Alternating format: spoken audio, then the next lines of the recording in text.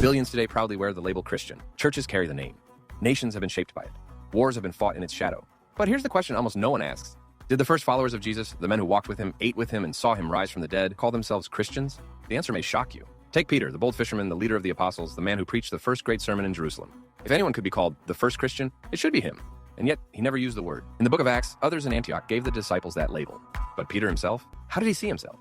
And what does his story tell us about the true identity of the first believers? Acts chapter 2 tells the story. The disciples were together in one place when the Spirit of God was poured out like fire. Crowds of Jews from every nation ran to see what was happening. And Peter stands bold before thousands. This is the very first public sermon after the resurrection. Does Peter announce a new religion? Does he call his listeners to join something called Christianity? No, Peter's entire message is rooted in the Hebrew scriptures, declaring that Israel's hope has been fulfilled in the Messiah. Those who accepted his message were baptized, and about 3,000 were added to their number that day. It was not converts to a new faith, but sons and daughters of Israel who believed the Messiah had come. This is how the movement began, not as Christianity, but as the renewal of Israel through Yeshua, the Jewish Messiah. The story doesn't stop at Pentecost. Acts chapter 3 paints the picture of daily life for the apostles. Peter and John are on their way to the temple. After the resurrection, after the Spirit was poured out, after thousands had joined the movement, they are still living as Jews, still praying at the temple, still walking in Israel's rhythm of worship. At the beautiful gate, they meet a man lame from birth, begging for coins. But instead of silver or gold, Peter offers something far greater. In the name of Jesus, the Messiah of Nazareth, walk. And instantly, the man is healed. He leaps up, walking and praising God inside the temple courts. Crowds rush together in amazement.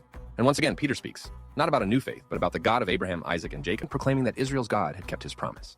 The temple wasn't rejected. It became the very stage where the Messiah's power was revealed.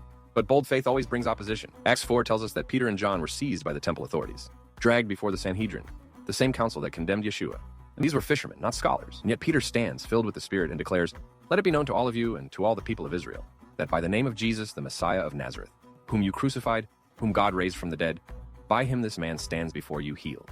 Salvation is found in no one else, for there is no other name under heaven given among men, by which we must be saved." He's not announcing a break from Israel. He's proclaiming that Israel's Messiah is alive, and through him the promises of God are fulfilled. The council threatened them, commanded them to stop teaching in this name, but Peter answered with a defiance rooted in loyalty to God. We must obey God rather than men.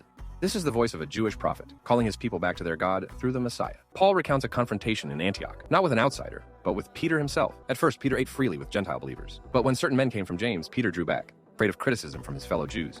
Paul opposed him publicly, saying this behavior wasn't in line with the truth of the gospel. He was torn between his loyalty to Jewish tradition and his call to embrace Gentile believers as equals. It was the real human struggle of a Jewish disciple wrestling with God's plan for the nations, and it proves something vital. Even decades after the resurrection, Peter still saw himself as Jewish, still lived within the rhythms of Israel's covenant life. In his letters, he called believers a chosen people, a royal priesthood, a holy nation. So who was Peter? Not the first pope, not the founder of Christianity. He was a Jewish disciple of the Jewish Messiah, faithful to God's covenant, opening the door of Israel's promises to the nations.